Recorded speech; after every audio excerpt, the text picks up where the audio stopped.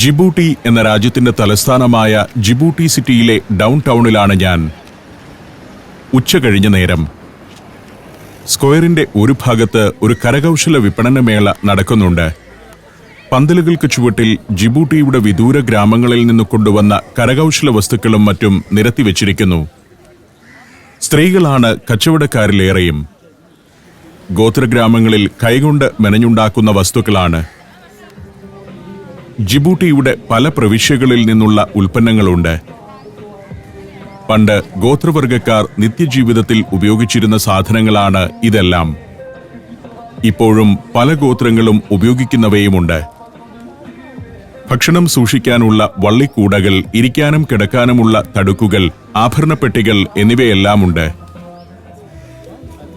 പരിഷ്കാരികളെന്ന് തോന്നുന്ന പട്ടണവാസി യുവതികളും ഗോത്രഗ്രാമങ്ങളിൽ നിന്നെത്തിയ സ്ത്രീകളുമുണ്ട് പന്തൽ ചുവട്ടിൽ. കച്ചവടമില്ലാത്തതിനാൽ വെടിവെട്ടവുമായി അങ്ങനെ ഇരിക്കുന്നു. ജിബൂട്ടിയുടെ പല പ്രവിശ്യകളിലും പല ഗോത്രങ്ങളാണ് വസിക്കുന്നത്. സൊമാലി ഗോത്രവും അതിലെ ഉപഗോത്രങ്ങളും, അഫാർ ഗോത്രവും അറബ് ഗോത്രങ്ങളും അതിൽ ഉൾപ്പെടുന്നു. മുസ്ലിങ്ങളാണ് ഇവരെല്ലാം. സൊമാലി പാരമ്പര്യമുള്ള ഇസ ഗോത്രമാണ് ജിബൂട്ടിയിലെ പ്രബല വിഭാഗം. സൊമാലിയ, ജിബൂട്ടി, എത്യോപ്യ എന്നിവിടങ്ങളിലായി വ്യാപിച്ചു കിടക്കുന്ന വലിയൊരു ഗോത്രവിഭാഗമാണ് ഇസ. ദിഖിൽ എന്ന റീജിയണിൽ നിന്നുള്ള ഉൽപ്പന്നങ്ങളാണ് ഇവിടെ വിൽക്കുന്നത്. ലെതർ കൊണ്ടുള്ള പേഴ്സുകൾ, ചെരുപ്പുകൾ, രോമത്തോടുകൂടിയ തുകലിൽ നിർമ്മിച്ച ചെരുപ്പുകളുമുണ്ട്. കല്ലുമാലകളും ആഭരണങ്ങളുമാണ് വേറൊരു ഭാഗത്ത്. പല നിറവും വലിപ്പവുമുള്ള മാലകൾ. സ്ത്രീകൾ ഇവിടെ ഇരുന്ന് ആഭരണങ്ങൾ ഉണ്ടാക്കുന്നുമുണ്ട്. മാല കൊരുക്കുകയും പൂപ്പാത്രങ്ങൾ അണിയിച്ചൊരുക്കുകയുമൊക്കെയാണ്. ആഫ്രിക്കയിലെ മിക്ക ഗോത്രങ്ങളിലും സ്ത്രീകൾക്ക് കല്ലുമാലകളോടും മുത്തുമാലകളോടും വലിയ ഭ്രമമാണ്. മസായികളും ടാൻസാനിയൻ സ്ത്രീകളും ഇത്തരം മുത്തുമാലകൾ കൊണ്ട് കഴുത്തും തലയും അലങ്കരിച്ചിരിക്കുന്നത് കണ്ടിട്ടുണ്ട്. അരയ്ക്കുമീതെ വസ്ത്രം ധരിക്കാതിരുന്ന കാലത്തും ആഭരണങ്ങൾ കൊണ്ട് അവർ ശരീരം അലങ്കരിച്ചിരുന്നു. അലിസാബിയെ റീജിയണിൽ നിന്നുള്ള ഉൽപ്പന്നങ്ങളാണ് ഈ സ്റ്റാളിൽ. പുല്ലും നാരുകളും കൊണ്ട് മെനഞ്ഞ ഉൽപ്പന്നങ്ങളാണ് ഇവിടെ കൂടുതലും. അങ്ങനെ ഓരോ റീജിയണിൽ നിന്നും എത്തിയ ഉൽപ്പന്നങ്ങൾ. ആകെ 6 റീജിയണുകളാണ് ജിബൂട്ടിക്കുള്ളത്. സംസ്ഥാനത്തിന് തുല്യമാണ് ഓരോ റീജിയണും. വംശീയമായ ചില പ്രത്യേകതകൾ കണക്കിലെടുത്ത് ഫ്രഞ്ചുകാരാണ് അത്തരം മേഖലകൾ ഉണ്ടാക്കിയത്. സർക്കിളുകൾ എന്നാണ് അന്ന് ആ പ്രത്യേക പ്രദേശങ്ങൾ അറിയപ്പെട്ടിരുന്നത്. സ്വാതന്ത്ര്യം ലഭിച്ച ശേഷം സർക്കിളുകൾ റീജിയനുകളാക്കി മാറ്റുകയായിരുന്നു. ഒരു കച്ചവടക്കാരൻ എനിക്ക് ചില ഉൽപ്പന്നങ്ങളൊക്കെ പരിചയപ്പെടുത്തി. ഇദ്ദേഹം ജിബൂട്ടി പട്ടണവാസി തന്നെയാണെന്ന് തോന്നുന്നു. വിദൂര ഗോത്ര ഗ്രാമവാസിയുടെ രൂപഭാവങ്ങളൊന്നുമല്ല. ടൂറിസം രംഗത്ത് വളരാൻ ആഗ്രഹിക്കുന്ന ജിബൂട്ടി ഇത്തരം ഉൽപ്പന്ന നിർമ്മാണങ്ങളെ നന്നായി പ്രോത്സാഹിപ്പിക്കുന്നുണ്ട്. ടൂറിസ്റ്റുകളായ വിദേശികളും പരിഷ്കാരികളായ ജിബൂട്ടി പട്ടണവാസികളും ഇത്തരം ഉൽപ്പന്നങ്ങൾ വാങ്ങാൻ വരുന്നുണ്ട്. ഏതൊരു ഉൽപ്പന്നത്തിലുമുണ്ട് തനതായൊരു ഗോത്രമുദ്ര. ഉച്ചകഴിഞ്ഞ നേരമാണിപ്പോൾ. സന്ധ്യയാവുമ്പോഴേ ഇവിടേക്ക് കൂടുതൽ ആളുകൾ എത്തുകയുള്ളൂ. നേരം 3 മണിയായപ്പോഴേക്കും വിദേശികളായ സഞ്ചാരികൾ എത്തിത്തുടങ്ങി. അതോടെ കരകൗശല ഉൽപ്പന്ന സ്റ്റാളുകൾ ഒന്ന് സജീവമായി. ധാരാളം ടൂറിസ്റ്റുകൾ. വൈകുന്നേരം നല്ല തിരക്കായിരിക്കുമെന്നാണ് നേരത്തെ കണ്ട കച്ചവടക്കാരൻ എന്നോട് പറഞ്ഞത്. ഞാൻ സ്റ്റാളുകൾക്കരികിലൂടെ കുറച്ചുനേരം ചുറ്റി നടന്നു. കരകൗശല വസ്തുക്കൾ മാത്രമല്ല ഇവിടെ വിൽക്കുന്നത്. നാടൻ ഉൽപ്പന്നങ്ങൾ പലതുണ്ട്. അതിലൊന്നാണ് ഈ തേൻ. അത് കൂടോടെ തന്നെ കൊണ്ടുവന്നിരിക്കുന്നു. സുഹൈൽ എന്ന പ്രദേശത്തു നിന്നും കൊണ്ടുവന്ന തേനാണ്. പല നിറത്തിലും രുചിയിലുമുള്ള തേൻ. അതിന്റെ പല വകഭേദങ്ങളുണ്ട്. കച്ചവടക്കാരൻ പാത്രങ്ങൾ ഓരോന്നും തുറന്നു കാണിച്ചു തന്നു.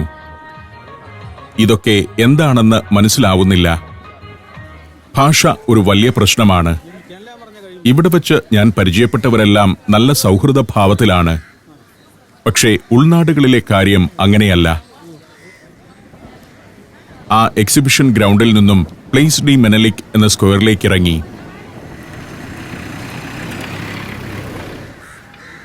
ഇവിടെ ചില ചരിത്ര മന്ദിരങ്ങളുണ്ട്. മെയ്സൺ ഡി ടബാക് എന്ന കെട്ടിടമാണിത്. 19-ാം നൂറ്റാണ്ടിൽ നിർമ്മിച്ച കെട്ടിടം. കെട്ടിടച്ചുവരിൽ ഒരു ഇന്ത്യക്കാരന്റെ മുഖം കൊത്തിവെച്ചിട്ടുണ്ട്. അതിനാൽ നാട്ടുകാർ ഇതിനെ ഇന്ത്യൻ ബിൽഡിംഗ് എന്നും വിളിക്കുന്നു. ഫ്രഞ്ച് കൊളോണിയൽ കാലത്തിന്റെ ആദ്യ നാളുകളിൽ പുകയില സംഭരണത്തിന്റെയും കയറ്റുമതിയുടെയും കേന്ദ്രമായിരുന്നു ഈ കെട്ടിടം. ഇത്തരത്തിൽ തകരാൻ ഒരുങ്ങി നിൽക്കുന്ന കുറെ കെട്ടിടങ്ങളും പ്ലേസ് ഡി മെനലിക്കിന് ചുറ്റും കാണാം. എത്യോപ്യൻ എയർലൈൻസിന്റെ ഓഫീസ് പ്രവർത്തിക്കുന്ന ഈ കെട്ടിടം പുനരുദ്ധരിച്ചതാണ്. നിരവധി തെരുവുകൾ പ്ലേസ് ഡി മെനലിക്കിലേക്ക് വന്നു ചേരുന്നു. കൃത്യമായ ആസൂത്രണത്തോടെ ഫ്രഞ്ചുകാർ പണിതതാണ്. സ്ക്വയറിന്റെ പല ഭാഗത്തും ആഫ്രിക്കൻ ശില്പങ്ങളും കരകൗശല വസ്തുക്കളും വിൽക്കുന്ന ഇത്തരം സ്ഥിരം കടകളുണ്ട്. ആഫ്രിക്കൻ മാസ്കുകളാണ് പ്രധാന ഉൽപ്പന്നം. കടത്തിണ്ണകളിൽ ആളുകൾ അലസരായിരിക്കുന്നു. കോള കുടിച്ചും കാട്ടുചവച്ചും അവരങ്ങനെയിരിക്കും. ഒരു കടത്തിണ്ണയിൽ ഒരു സ്ത്രീയുണ്ട്. ബുന്ന എന്ന ട്രഡീഷണൽ എത്യോപ്യൻ കാപ്പി വിൽക്കാനിരിക്കുകയാണ്. ഉപകരണങ്ങളും പരിസരവുമെല്ലാം നല്ല വൃത്തിയിൽ ഒരുക്കി വെച്ചിരിക്കുന്നു. ബുന്ന സെറമണി എത്യോപ്യൻ സഞ്ചാരത്തിൽ ഞാൻ പരിചയപ്പെടുത്തിയതാണ്. അതിഥി എത്തിയാലുടനെ കുന്തിരിക്കം പുകച്ച് അന്തരീക്ഷമാകെ സുഗന്ധപൂരിതമാക്കും. ചിട്ടയോടെയുള്ള ഒരു ആചാരം തന്നെയാണിത്. കനലിൽ വെച്ച കെറ്റിലിൽ തയ്യാറാക്കിയെടുത്ത നല്ല കൊഴുത്ത കാപ്പി. അത് കുടിച്ചതോടെ ഉച്ചകഴിഞ്ഞ നേരത്തെ ക്ഷീണമെല്ലാം മാറി. സ്ക്വയറിന്റെ ഒരു ഭാഗത്തു മുഴുവൻ ടൂറിസ്റ്റുകൾക്കായുള്ള കടകളാണ്. തൊപ്പിയും തുണിത്തരങ്ങളും പെയിന്റിങ്ങും ബാഗും ഉൾപ്പെടെ ധാരാളം ഉൽപ്പന്നങ്ങൾ. ടൂറിസ്റ്റുകൾ എത്തുന്നൊരു പട്ടണമാണിതെന്നതിന്റെ സൂചന തന്നെയാണ് ഈ കച്ചവട സ്ഥാപനങ്ങൾ. അവിടെ എങ്ങനെ നിൽക്കുമ്പോഴാണ് ഞാൻ ഇയാളെ പരിചയപ്പെടുന്നത്. ഇത് ഹസൻ. നന്നായി ഇംഗ്ലീഷ് സംസാരിക്കും ഹസൻ. താൻ നഗരത്തിലെ ഓരോ കാഴ്ചകളിലേക്കും കൊണ്ടുപോയി വിവരിച്ചു തരാമെന്നായി ഹസൻ. അങ്ങനെ ഞങ്ങൾ നടത്തം തുടങ്ങി. പ്രതിഫലം എന്തു വേണമെന്ന് ഞാൻ ഹസനോട് ചോദിച്ചു. എന്തെങ്കിലും തന്നാൽ മതിയെന്നാണ് മറുപടി. ആദ്യം പ്ലേസ് ഡി മെനലിക്കിന്റെ സമീപത്തെ കാഴ്ചകളിലേക്കാണ് പോകുന്നത്. ജിബൂട്ടിയുടെ പ്രതാപകാലത്തെ കെട്ടിടങ്ങളാണ് ഇവിടെ തെരുവിന്റെ രണ്ടു വശത്തും കാണുന്നത്. നേർരേഖ പോലുള്ള സ്ട്രീറ്റുകളും അവന്യൂകളും നിർമ്മിച്ച ഫ്രഞ്ചുകാർ അതിന്റെ ഓരങ്ങളിൽ ഇരുനിലകളുള്ള ധാരാളം കെട്ടിടങ്ങളുമുണ്ടാക്കി. ഫ്രഞ്ചുകാർ പ്രതാപത്തോടെ നടന്നിരുന്ന തെരുവുകളാണിത്. അവർ വസിച്ചിരുന്ന കെട്ടിടങ്ങൾ. വളരെ ആസൂത്രിതമായ ഒരു പട്ടണമായിരുന്നു ഫ്രഞ്ച് കൊളോണിയൽ കാലത്ത് ജിബൂട്ടി. 1977 വരെയും ആ പ്രതാപം തുടർന്നു. കച്ചവട സ്ഥാപനങ്ങളും കാര്യാലയങ്ങളുമെല്ലാം അക്കാലത്ത് ഫ്രഞ്ചുകാരുടെ നിയന്ത്രണത്തിലായിരുന്നു. വഴിയോരത്ത് പ്ലാസ്റ്റിക് കസേരകൾ നിരത്തിയിട്ടിരിക്കുന്നു. ടീപ്പോയ് പോലെ ചെറു സ്റ്റൂളുകളും. വൈകുന്നേരമാവുമ്പോൾ ഇവിടെയെല്ലാം ആളുകൾ നിറയും. അവർ ബുന്നയും കുടിച്ച് ഹുക്കയും വലിച്ച് ഇവിടെ അങ്ങനെ നിരന്നിരിക്കും. ബുന്ന പാനം ചെയ്യുന്നത് ഇവിടെ വിശിഷ്ടമായൊരു ചടങ്ങു തന്നെയാണ്. രാഷ്ട്രീയവും നാട്ടുകാര്യങ്ങളും പറഞ്ഞ് ആളുകൾ തെരുവോരത്ത് അങ്ങനെയിരിക്കും. അതാണ് ഇവിടുത്തെ ഒരു സായന്തന വിനോദം. ടൂറിസ്റ്റുകൾ വരെ വരും. അൽഹാമ്ര എന്ന ഒരു കടയുടെ മുൻഭാഗമാണിത്. ഷൂട്ട് ചെയ്യുന്നത് കാണുമ്പോൾ ആളുകൾ അസ്വസ്ഥരാവുന്നുണ്ട്. അതിനാൽ എനിക്ക് വേണ്ടി ആളുകളെ ഒന്ന് വഴക്കിയെടുക്കുന്ന ജോലി ഹസൻ ഏറ്റെടുത്തു. ഷൂട്ട് ചെയ്യുന്നതിൽ താങ്കൾക്ക് വിഷമമൊന്നുമില്ലല്ലോ എന്നൊക്കെ പറഞ്ഞ് അവരെ കയ്യിലെടുക്കും ഹസൻ. കാപ്പികുടി തുടങ്ങുന്ന നേരമായിട്ടില്ല. ഇടയ്ക്ക് മുട്ടൻ വടിയുമായി ഒരാൾ കടന്നു വന്നപ്പോൾ ഞാൻ പയ്യെ അവിടെ നിന്നും രക്ഷപ്പെട്ടു. ഘാട്ട് എന്നും ചാട്ട് എന്നുമൊക്കെ നാട്ടുകാർ വിശേഷിപ്പിക്കുന്ന ലഹരിയിലെ വിൽക്കുന്ന കടകളാണ് ഇതെല്ലാം. ഞാൻ വീണ്ടും നടത്തം തുടർന്നു. റോം സ്ട്രീറ്റ് എന്നറിയപ്പെടുന്ന സ്ട്രീറ്റാണിത്. ഓരോ സ്ട്രീറ്റിനും പ്രശസ്തമായ ഒരു പട്ടണത്തിന്റെയോ രാജ്യത്തിന്റെയോ പേരിട്ടിരിക്കുകയാണ് ഫ്രഞ്ചുകാർ. പച്ചയും വെള്ളയും ചായം പൂശിയ ടാക്സികൾ വഴിയോരത്ത്. ഗൾഫ് നാടുകളിൽ ഉപയോഗം കഴിഞ്ഞ് ഒഴിവാക്കുന്ന കാറുകളാണ് ഇവിടെ കൊണ്ടുവന്ന് ചായം പൂശി ടാക്സികളായി ഉപയോഗിക്കുന്നത്. ഇന്നാട്ടുകാർ അത് എപ്പോഴും ഇങ്ങനെ തുടച്ചു മിനുക്കിയിടുന്നത് കാണാം. ഞാനിപ്പോൾ നടന്നെത്തിയിരിക്കുന്നത് ബന്ദർ സ്ട്രീറ്റിലേക്കാണ്. നഗരത്തിലെ പ്രധാനപ്പെട്ടൊരു വാണിജ്യ തെരുവാണിത്.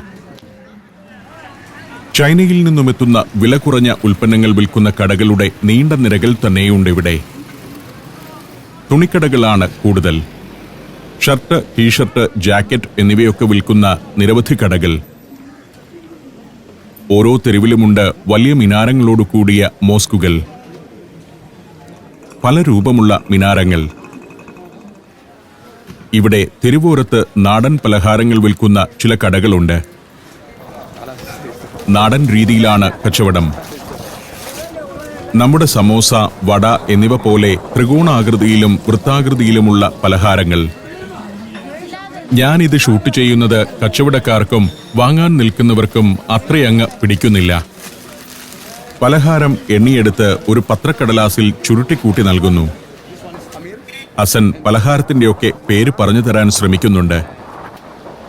പക്ഷേ ആ പേരുകൾ എനിക്ക് മനസ്സിലാവുന്നില്ല. ഹസനാവട്ടെ പലഹാരങ്ങളുടെ നിർമ്മാണത്തെപ്പറ്റി ഒരു സ്റ്റഡി ക്ലാസ് തന്നെ എടുത്തു. ബജറ്റ് ട്രാവലേഴ്സിനും ആദ്യമായി വിദേശ ടൂറിൽ പങ്കെടുക്കാൻ ആഗ്രഹിക്കുന്നവർക്കും കുറഞ്ഞ ചെലവിൽ യാത്ര ചെയ്യാൻ ഇതാ സുവർണാവസരം. സഞ്ചാരം ഒരുക്കുന്ന Thailand tour. Bangkok, Pattaya, tiger zoo, coral island, Nong Nooch gardens, marine park, safari world, പുരാതന സിയം പട്ടണം, ഇന്ദിര മാർക്കറ്റ് തുടങ്ങിയ ഡെസ്റ്റിനേഷനുകൾ. പ്രശസ്തമായ Alcazar show, floating market, beach വിനോദങ്ങൾ, ബോട്ട് റൈഡ്, സ്പീഡ് ബോട്ട് യാത്ര എന്നിവയെല്ലാം ആസ്വദിക്കാം.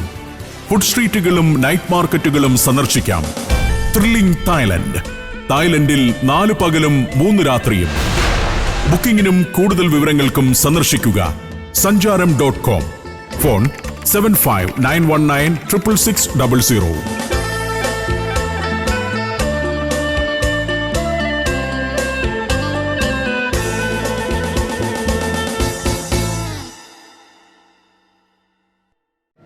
ചെരുപ്പുൾപ്പെടെ പല പല ഉൽപ്പന്നങ്ങൾ.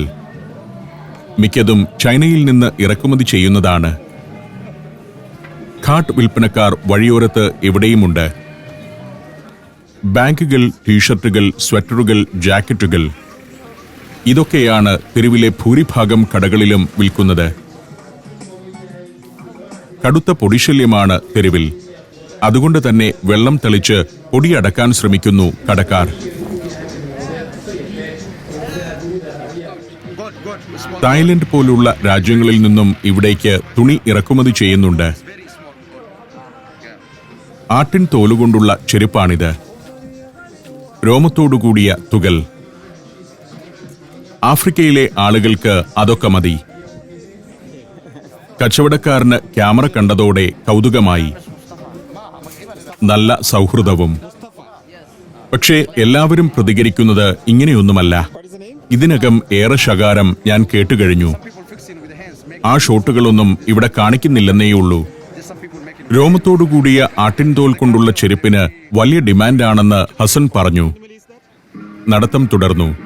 ഇതിന്റെ ഒരു ഭാഗത്ത് സിറ്റി സർവീസ് മിനി ബസ്സുകളുടെ ഒരു സ്റ്റേഷനുണ്ട്.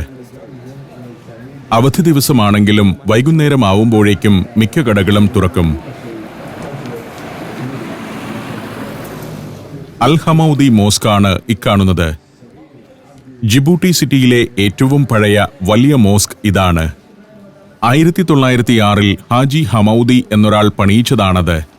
ഒരേ സമയം 1000 പേർക്ക് നിസ്കരിക്കാനുള്ള സൗകര്യമുണ്ട് അതിൽ. മോസ്കിന്റെ പേര് ഹസൻ ഒന്നുകൂടി പറഞ്ഞുറപ്പിച്ചു തന്നു. കെട്ടിടങ്ങൾ മിക്കതും ചന്തം നഷ്ടമായി നിലകൊള്ളുന്നു. ഇതാണ് സിറ്റിയിലെ പ്രധാന പൊതുഗതാഗത വാഹനം. ഞാൻ വീണ്ടും മുന്നോട്ടു നടന്നു. ഇവിടുത്തെ മിനി ബസ് സ്റ്റേഷൻ ലക്ഷ്യമാക്കിയാണ് നടക്കുന്നത്. ഹമൗദി മോസ്കിന്റെ തിണ്ണയിൽ ആളുകൾ കൂടിയിരിക്കുന്നു. ജിബൂട്ടി സിറ്റിയിലെ ഗതാഗതത്തിന്റെ പ്രധാന ഹബ്ബിലേക്കെത്തി. ബസ്സുകളും ടാക്സികളുമെല്ലാം പുറപ്പെടുന്ന ഒരിടം. നമ്മുടെ നാട്ടിലെ ഏതെങ്കിലും ഒരു സ്വകാര്യ ബസ് സ്റ്റേഷൻ പരിസരം പോലെയുണ്ട്. ഇവിടെയുമുണ്ട് പലഹാരക്കടകൾ. നേരത്തെ ഒരു കടയിൽ കണ്ടതരം പലഹാരങ്ങൾ ചുട്ടുകൂട്ടിയിരിക്കുന്നു. ചില സോസുകളുമുണ്ട്. മുളക് ചാറാണ്. ഒരാൾ അതെനിക്കൊന്ന് കാണിച്ചു തന്നു. നമ്മുടെ സമോസ പോലൊരു വിഭവമാണ്. ത്രികോണാകൃതിയിൽ അതങ്ങനെ വറുത്തുവച്ചിരിക്കുന്നു. ഒരു തനി ജിബൂട്ടിക്കാരൻ ആ വിഭവം ആസ്വദിക്കുന്നത് അവതരിപ്പിച്ചു. സോസ് വച്ചിരിക്കുന്ന പാത്രങ്ങൾ പൊതുവായുള്ളതാണ്. ഞെക്കി നോക്കി മൃദുത്വം പരിശോധിച്ച് വാങ്ങാം.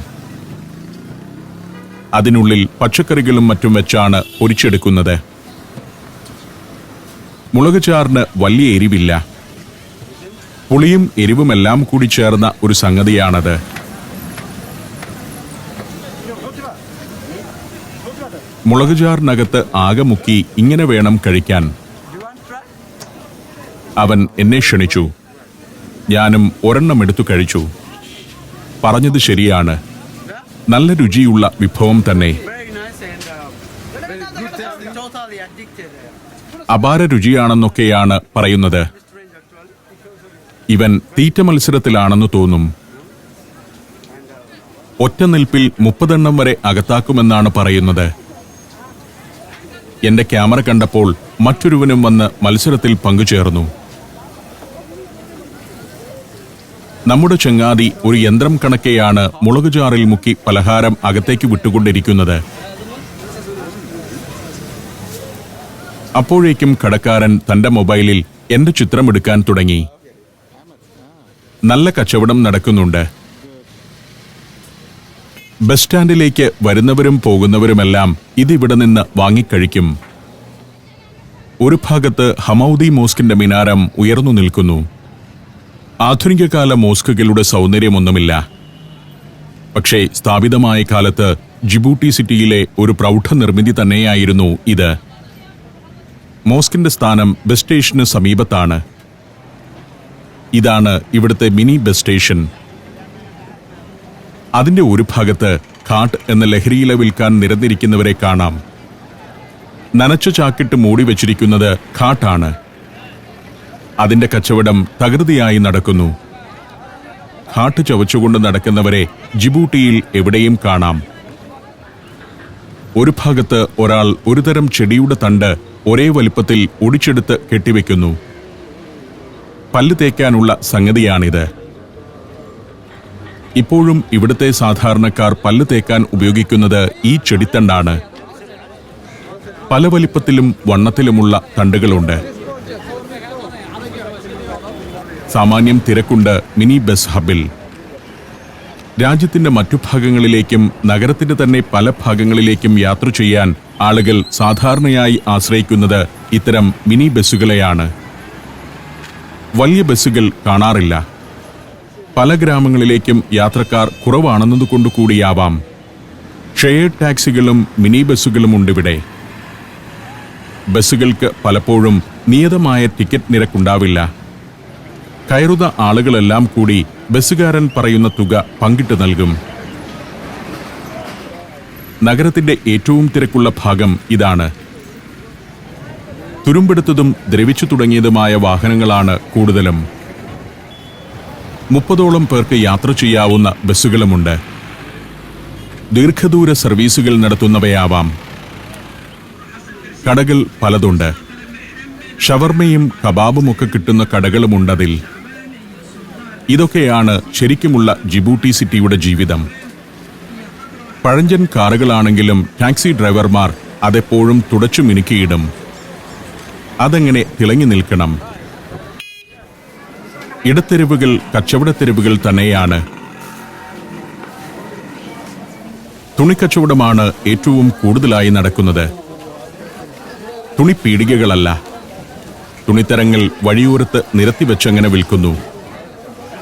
വൈകുന്നേരമാവുന്നതോടെ ഇടത്തെരുവുകളിലെ തിരക്ക് കൂടുന്നു. ആളുകൾക്കെല്ലാം എന്റെ ക്യാമറയോട് ശത്രുതയാണ്. ഷൂട്ട് ചെയ്യുന്നത് കാണുമ്പോൾ അവർ മുഖം തിരിച്ചുകളയും. ചെറിയ തട്ടിന്മേലും നിലത്തുമെല്ലാം വെച്ച് തുണികൾ വിൽക്കുന്നു. തയ്യൽക്കാരുമുണ്ട് വഴിയോരത്ത്. തയ്യൽക്കാർ അവരുടെ തയ്യൽ മെഷീനുമായി വന്ന് റോഡരികിലിരിക്കും. ആളുകൾ അവിടെ തയ്ക്കാൻ ഏൽപ്പിക്കുകയും ചെയ്യും.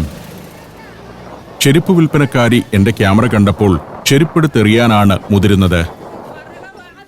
അത്തരക്കാരെയെല്ലാം ശാന്തരാക്കുക എന്നതായി ഹസന്റെ ജോലി. ഒടുവിൽ അയാൾക്ക് ക്ഷമ കെട്ടു. തൽക്കാലം ഈ ക്യാമറയൊന്ന് ഓഫാക്കാമോ എന്ന് എന്നോട് ചോദിക്കുകയും ചെയ്തു. ജിബൂഷ്യൻ സ്ത്രീകൾ അലസഗമനം നടത്തുന്ന തെരുവുകൾ. പട്ടണവഴികൾ കൂടുതൽ സജീവമാവുകയാണ്. തെരുവുകളിലെ ജീവിതം, അവിടുത്തെ കച്ചവടം, ആ കാഴ്ചകൾ കണ്ടുകൊണ്ട് ജിബൂട്ടി സിറ്റിയുടെ ഇടത്തെരുവുകളിലൂടെ ഞാൻ നടത്തം തുടർന്നു.